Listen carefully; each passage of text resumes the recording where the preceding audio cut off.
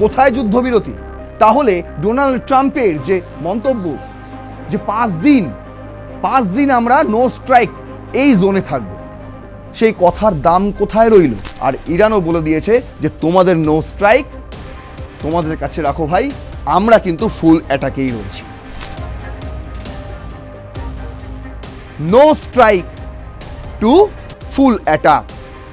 কে no strike বলল? Donald Trump. আর full অ্যাটাকে কে গেল? ইরান। ইনি নাকি মার্কিন যুক্তরাষ্ট্রকে পথ দেখাবে, ইরানকে পথ দেখাবে। ইনি নাকি এই মুহূর্তে মোস্তফা খামেনির বিরোধী গোষ্ঠী, আর তাই তিনি এখন ইউএস ব্যাকড লিডার হতে পারে। ইচ্ছাকৃতভাবে করা হচ্ছে এবং এটা ইরান কিন্তু পুরো দেখে দিয়েছে, পুরো প্রমাণ দিয়ে দেখিয়ে দিয়েছে ডোনাল্ড ট্রাম্পের এই যে শয়তানি তিনি যে করছেন গোটা বিশ্ব অর্থনীতি নিয়ে। ইরানের ফাইনাল থ্রেট আপনাদের আমি বলেছিলাম। এরপরেও ইরানের কাছে কিন্তু একটা বিরাট অস্ত্র রয়েছে, আর সেটা কোনো মিসাইল নয়, না কোনো ফাইটার জেট। তাহলে কি সেটা?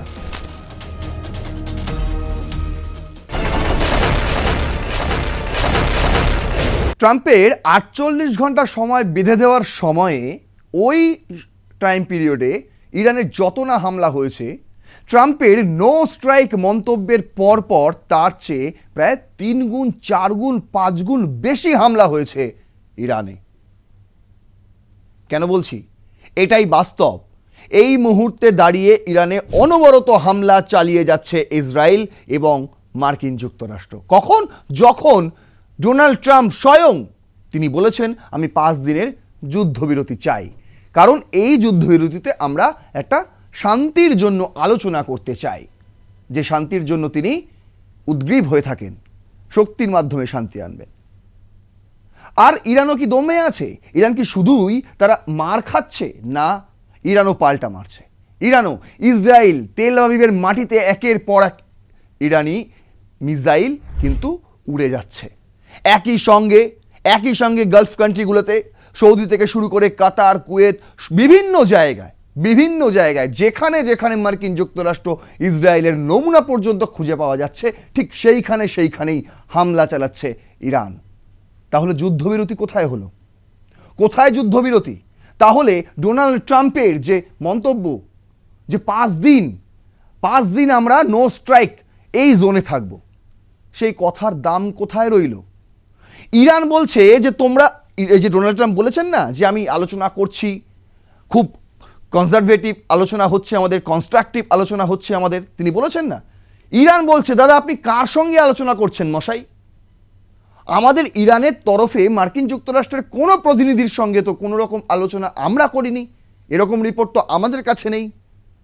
তাহলে আপনি আলোচনা করছেন কার সঙ্গে? ওই ব্যাক চ্যানেল মারফত যে মোস্তফা খামেনির কাছে চিঠি পাঠিয়েছিলেন, বার্তা পাঠিয়েছিলেন ডোনাল্ড ট্রাম্প, সেটা কিন্তু অ্যাকসেপ্ট করেছে, কারণ ইরানও চায় এই যুদ্ধ শেষ হোক, তাতে ইরানেরই লাভ, সবার লাভ, গোটা বিশ্বের লাভ, মার্কিন যুক্তরাষ্ট্রেরও লাভ। কিন্তু ডোনাল্ড ট্রাম্প তিনি এখন লেজে গোবরে পড়ে গিয়েছেন। যখন তিনি বলছেন নো স্ট্রাইক, ঠিক সেই সময় ইসরায়েল গিয়ে ইরানে আবার হামলা করছে, একাধিক হামলা করছে, এনার্জি সাইডে গিয়ে হামলা করছে। আর ইরানও বলে দিয়েছে যে তোমাদের নো স্ট্রাইক তোমাদের কাছে রাখো ভাই, আমরা কিন্তু ফুল অ্যাটাকেই রয়েছি। আজকে এই বিষয়টাই আপনাদের বোঝাবো যে মুখোশ খুলে গেল ডোনাল্ড ট্রাম্পের।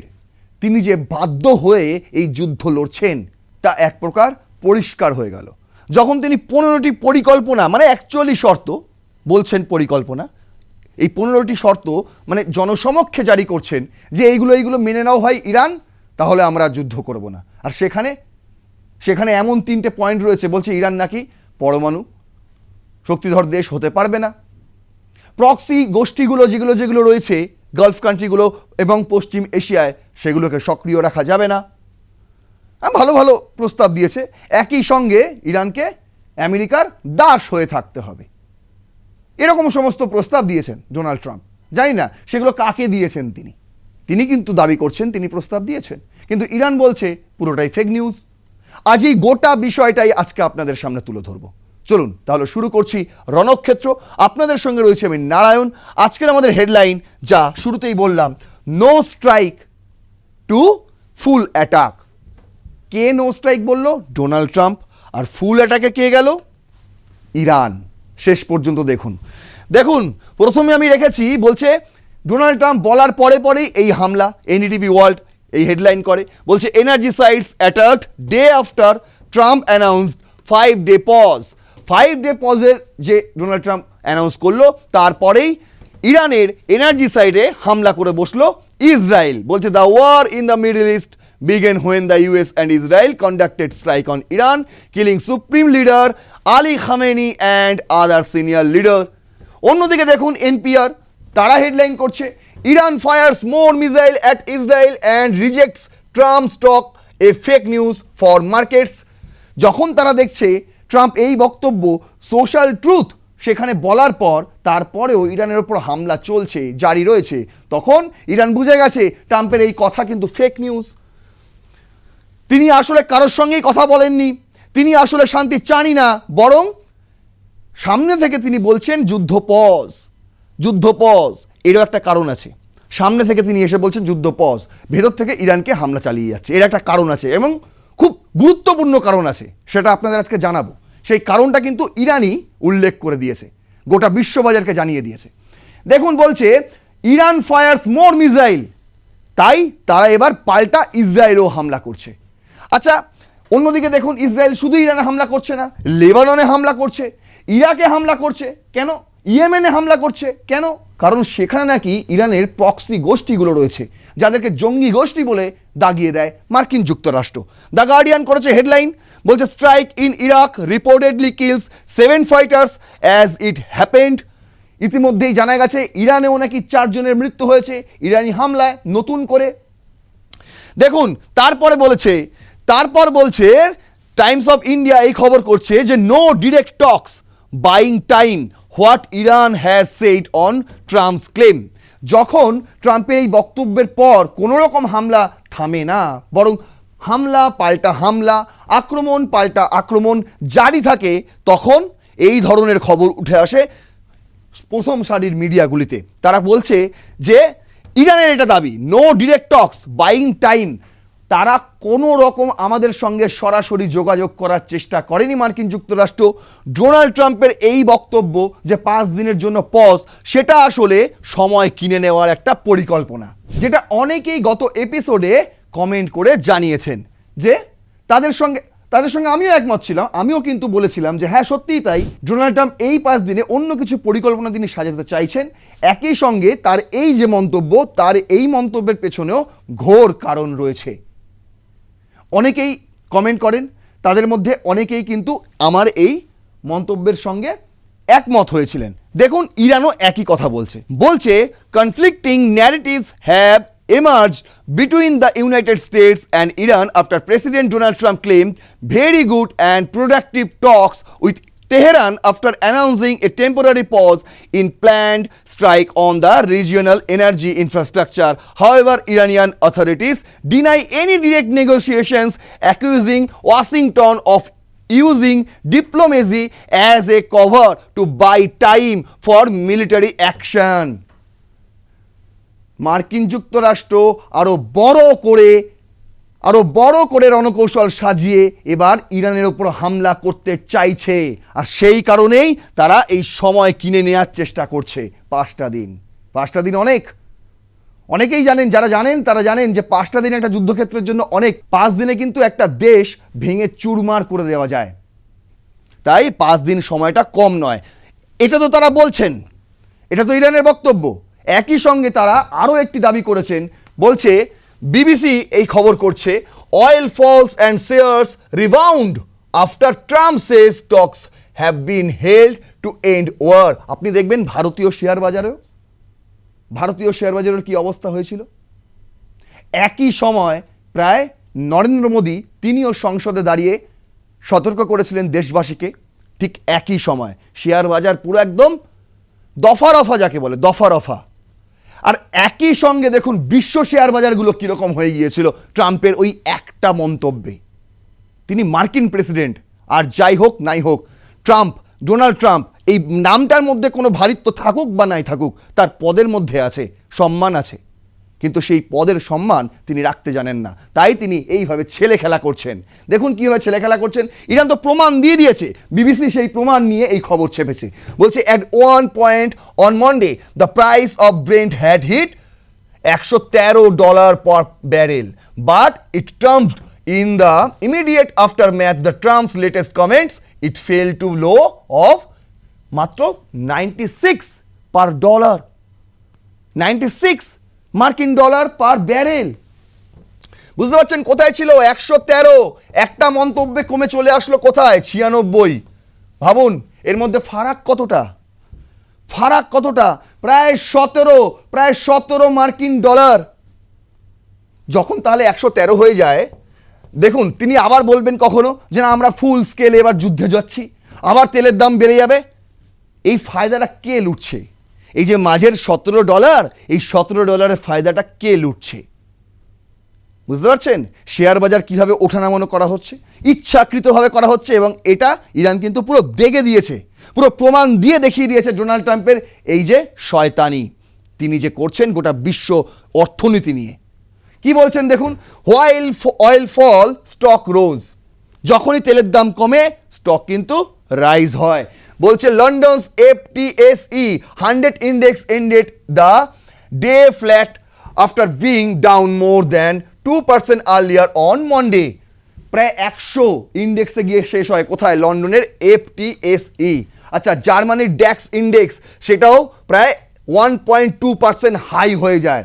আবার ইউএসের S&P যেটা 5000 ইন্ডেক্স রোজ হয়, যেটা হচ্ছে তোমার 1.1% হাই। বুঝতে পারছেন খালি একটা বক্তব্য মার্কিন প্রেসিডেন্টের একটা বক্তব্য পুরো শেয়ার বাজারকে, বুঝতে পারছেন কি অবস্থা। তার একটা কথায় তেলের দাম কমে যায়, তার আবার একটা কথায় তেলের দাম বেড়ে যায়, যেটা গত এপিসোডে আপনাদের আমি জানিয়েছিলাম এবং আজকে তথ্য দিয়ে দিচ্ছি। দেখুন আমি যে কথা গত এপিসোডে বলেছি, আজ সেই খবরই বিবিসি ছেপে দিচ্ছে হুবহু। দেখুন তারপরে আসছি, পলিটো করছে ডোনাল্ড ট্রাম্পের আরও একটি বিশ্ববিখ্যাত দাবি। তিনি বলছেন we are in the testing phase, আমরা এখন টেস্টিং ফেজে আছি। কীরকম ফেজ? যে ফেজে ইরানকে সবচেয়ে বেশি ক্ষতিগ্রস্ত করা যায়, সবচেয়ে বেশি। ইরান টেরও পাবে না, ভাববে আমরা তো পজ মুডে আছি। আরে ইরান অত গাধা নয়, ইরান অত বোকা নয়। বলছে Trump admin eyeing Iran's parliament speaker as US backed leader. এনার নাম হচ্ছে মোহাম্মদ বাগের গালিবাফ। কি বলছে ট্রাম্প অ্যাডমিনিস্ট্রেশন? কি বলছে? তারা বলছে আমরা নাকি একটা বিদ্রোহী গোষ্ঠীর সন্ধান পেয়েছি ইরানে, যার নেতৃত্ব দেবেন মোহাম্মদ বাগের গালিফাফ। ইনি কে? ইনি এই মুহূর্তে ইরানের পার্লামেন্টের স্পিকার। বুঝতে পারছেন এই যুদ্ধ শুরু হওয়ার পর কিংবা যুদ্ধ শুরু হওয়ার আগে মার্কিন যুক্তরাষ্ট্র এবং ইসরায়েলকে ছেড়ে কথা বলতে ছাড়েননি এই মোহাম্মদ বাগের গালিবাফ। এখন তাকে নিয়ে ডোনাল্ড ট্রাম্প বলছে, তার অ্যাডমিনিস্ট্রেশন বলছে ইনিই নাকি মার্কিন যুক্তরাষ্ট্রকে পথ দেখাবে, ইরানকে পথ দেখাবে। ইনি নাকি এই মুহূর্তে মোস্তফা খামেনির বিরোধী গোষ্ঠী, আর তাই তিনি এখন ইউএস ব্যাকড লিডার হতে পারে। কি আরে মার্কিন যুক্তরাষ্ট্র চায় সেখানে রিজিম চেঞ্জ করে দেবে, ইসরায়েল চায় তো, ইসরায়েল তো নজর রেখেছে, ইসরায়েল তো সমানে হামলা করছে লেবাননে, সমানে হামলা করছে ইয়েমেনে, সমানে হামলা করছে ইরাকে, সমানে হামলা করে যাচ্ছে তারা ইরানের পাশাপাশি।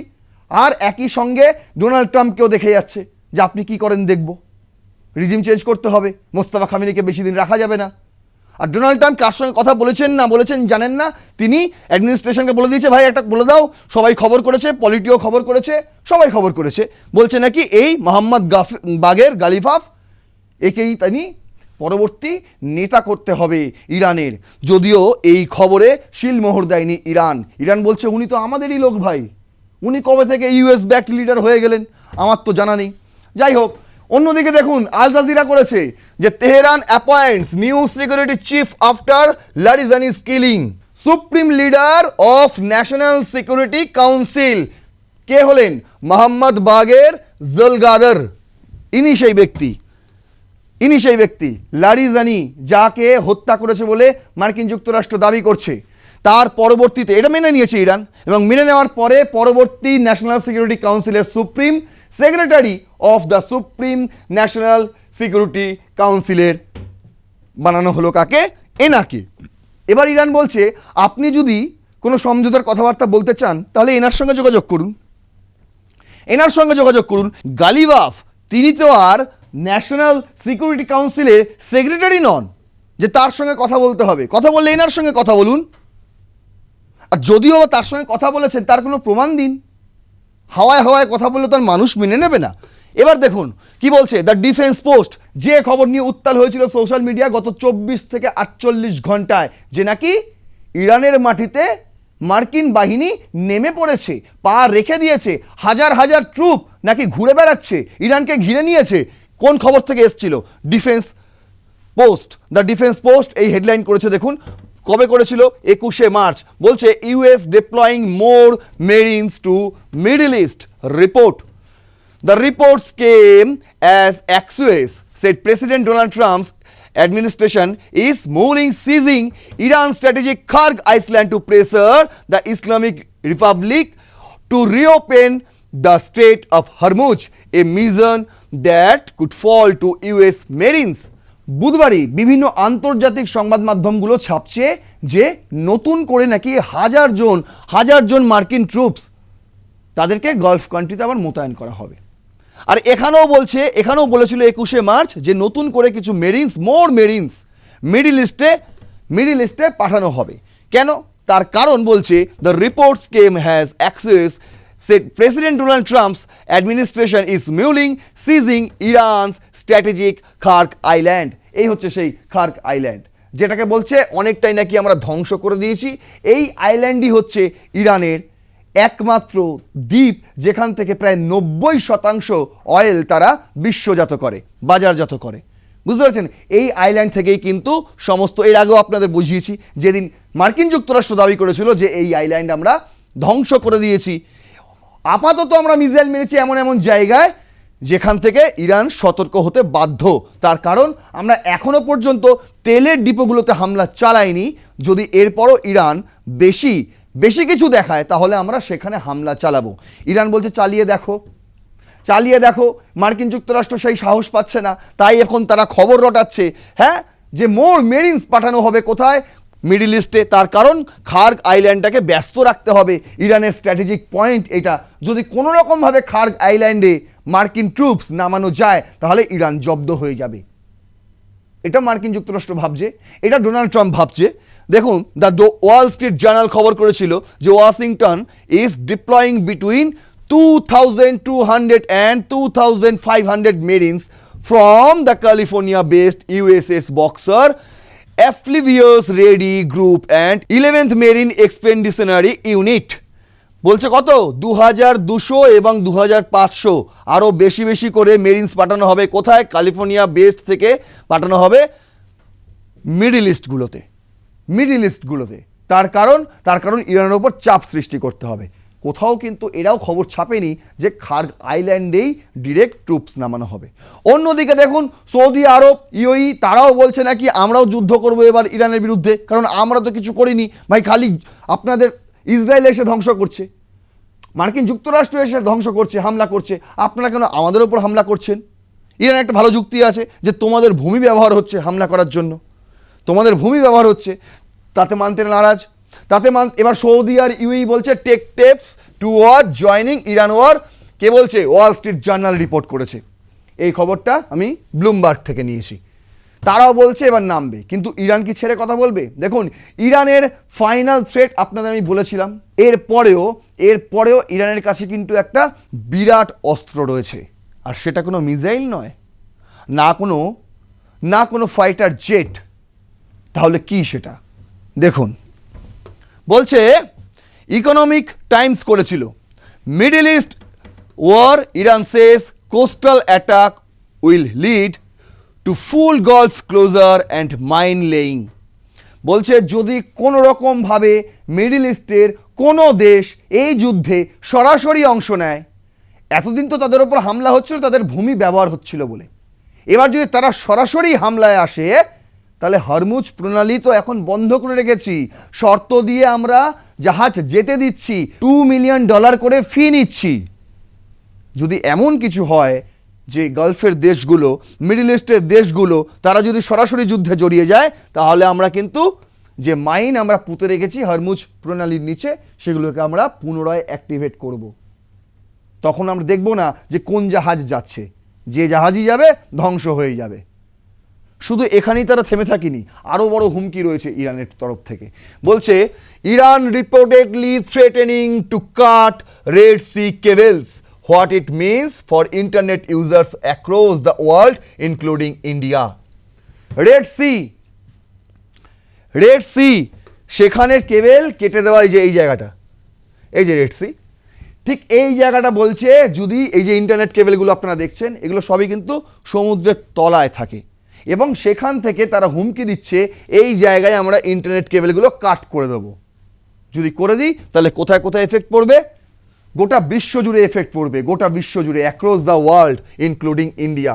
বলছে those cables carry 17% of world traffic including UAE and Saudi, all hubs backed by Amazon, Microsoft, Google, Amazon, এই সমস্ত কোম্পানির অফিস যেখানে রয়েছে, সৌদি আরব থেকে শুরু করে UAE, এই সমস্ত জায়গায় কিন্তু এফেক্ট পড়বে। কারণ এইখানে যা কেবেল আপনারা দেখতে পাচ্ছেন, এই যে দেখছেন যা কেবেল রয়েছে, তার 17%, গ্লোবাল ট্রাফিকের 17% কিন্তু শুধু ওই জায়গাতেই রয়েছে। আর কি বলছে? মিনওয়াইল সান হুং লি, ইনি who is world largest IQ 276 holder, ইনি একজন দক্ষিণ কোরিয়ান, তার নাম সান হুং লি। তার নাম রয়েছে গিনিস বুক অফ ওয়ার্ল্ড রেকর্ডে, তার কারণ তিনি এই মুহূর্তে ওয়ার্ল্ড হাইয়েস্ট IQ হোল্ডার, মানে তার বুদ্ধি অত্যন্ত তীক্ষ্ণ, অত্যন্ত বেশি। তিনিই বলেছিলেন, said that he warned about the internet cables 18 days এগো। তিনি 18 দিন আগেই এই সতর্কবার্তা জানিয়েছিল গোটা বিশ্বকে, যে ইরান যদি চায় তাহলে কিন্তু এই ধরনের কিছু কার্যকলাপ করতে পারে। তিনি কি বলছে? I warned about this 18 days ago, now Iran is threatening to cut the undersea cables that carry 95% of all global internet traffic through the Strait of Hormuz, not a hypothetical। এটা কিন্তু একদমই ফেলে দেওয়ার মতো নয়। এই যে আমি 18 দিন আগে যেটা বলেছিলাম, সেটা এখন ইরান বলছে যে আমরা কেটে দিতে পারি, কিন্তু স্ট্রেট অফ হরমুজের তার তারা কাটতে পারবে। আমি বলছি স্ট্রেট অফ হরমুজের এই জায়গাটা তাদের নিয়ন্ত্রণ রয়েছে, এই যে এই জায়গাটাতে নিয়ন্ত্রণ রয়েছে, কোনো জাহাজ তারা যেতে দিচ্ছে না, ঠিক আছে, মানা গেল। কিন্তু এই জায়গাটা কি করে তারা নিয়ন্ত্রিত করবে, তাই না? ইরান কোথায়? ইরান এইখানে, আর রেড সি হচ্ছে এইটা। তাহলে কি করে হবে, সম্ভব কিভাবে? শুনুন, সান হুন লি তিনি এটাও বলেছেন যে এটাও সম্ভব। কিভাবে সম্ভব? তার আগে এটা আপনাদের পড়িয়ে দিই। বলছে what are Red Sea internet cables and what is a stick। বলছে beneath the waters of Red Sea are dense wave of fiber optic cables that carry on estimate 30% of regional internet traffic and connecting countries like Asia, Europe and the Middle East. These are responsible for carrying everything from financial transactions and could service to video calls, emails and AI workloads. The cables also connect some of the other world most significantly emerging AI infrastructure. Cutting these cables would not just slow down social media, সব কিছুই ধ্বংস হয়ে যাবে। আপনি ভাবছেন ঠিক আছে কিছুদিন হয়তো সোশ্যাল মিডিয়া স্লো হবে, না না না, সব ধ্বংস হয়ে যাবে। এই এত কিছু করেন আপনি, ইমেল করেন, ভিডিও কল করেন, AI ওয়ার্কলোড করেন, ওয়ার্কশপ করেন, সব কিছু কিন্তু মুহূর্তের মধ্যে। আপনি দেখুন এখন একটা টাকা পয়সা ট্রানজ্যাকশনের জন্য কিন্তু ইন্টারনেট প্রয়োজন হয়, আর যদি এরকম কাণ্ড কিছু ঘটিয়ে দেয় ইরান, তাহলে সেই ইন্টারনেটটাও এখন আপনি ভারতে বসেও পাবেন না। তার কারণ এখানেই রয়েছে সেই ভারতের সঙ্গে যুক্ত তার। ভালো করে দেখুন। কিন্তু ভাবুন, সবচেয়ে বড় প্রশ্ন হচ্ছে এটাই, তারা এই জায়গাটায় নিয়ন্ত্রণ করতে পারে স্ট্রেট অফ হরমুজ, কিন্তু এই জায়গাটা তারা কি করে নিয়ন্ত্রণ করবে? তার বড় কারণ হচ্ছে এইখানেই রয়েছে ইয়েমেন, এবং এই ইয়েমেনেই থাকে বলা হয় ইরানের প্রক্সি গোষ্ঠী হুতি। তারা যদি চায়, এই সানা বলে যে জায়গাটি রয়েছে এটাই হচ্ছে তাদের মেন ঘাঁটি, বুঝতে পারছেন? আর সে কারণেই কিন্তু ইসরায়েল ইয়েমেনেও হামলা চালাচ্ছে, লেবাননেও হামলা চালাচ্ছে। লেবাননে আছে হেজবুল্লাহ, সেখানে হেজবুল্লাহদের ঘাঁটি বলা হয়। আর ইয়েমেনে রয়েছে নাকি হুতির ঘাঁটি। তারা চাইলেই এই ধরনের এই প্যাসেজটাকে ব্লক করতে পারে, ব্লক করে সমুদ্রের তলা থেকে সমস্ত ইন্টারনেট কেবল তারা কেটে দিলেও দিতে পারে। বুঝতে পারছেন? এখানেই রয়েছে সবচেয়ে বড় আশঙ্কা। আর সেই কারণেই ডোনাল্ড ট্রাম্প বলেছে ঠিক আছে আমরা 5 দিনের সময় একটু নিয়ে নিলাম, যাতে এই সমস্ত কর্মকাণ্ড ইরান না করে, বরং ওই 5 দিনে আমরা ইরানকে আরও বেশি করে শায়েস্তা করতে পারবো। আদৌ কি পারবে জানি না। যারা আমাদের এই এপিসোডে কমেন্ট করেন তাদের কাছে প্রশ্ন রইল, অবশ্যই কমেন্ট করবেন। অনেকেই কমেন্ট করেন, তার মধ্যে একজন আবার বলেওছেন, শরীফ তার নাম, যে আমার নাম অবশ্যই নেবেন, তাহলে ভালো লাগবে। সবার নাম নেওয়া সম্ভব নয়, কিন্তু যারা গঠনমূলক আলোচনা এবং সমালোচনা আমাদের এই রণক্ষেত্রের কমেন্ট বক্সে করেন তাদেরকে স্বাগত। এই ভিডিওতেও কিন্তু আপনাদের সেই সমস্ত গুরুত্বপূর্ণ মতামত প্রয়োজন রয়েছে। এই এপিসোডটি যদি ভালো লাগে, যুক্তিপূর্ণ লাগে, তথ্যসমূহ লাগে, তাহলে অবশ্যই শেয়ার করবেন, আরও 5 জনকে দেখার সুযোগ করে দেবেন, লাইক করবেন ভিডিওটিতে এবং সাবস্ক্রাইব করবেন আর প্লাস নিউজ 24x7। দেখতে থাকুন রণক্ষেত্র। জয় হিন্দ, বন্দে মাতারাম।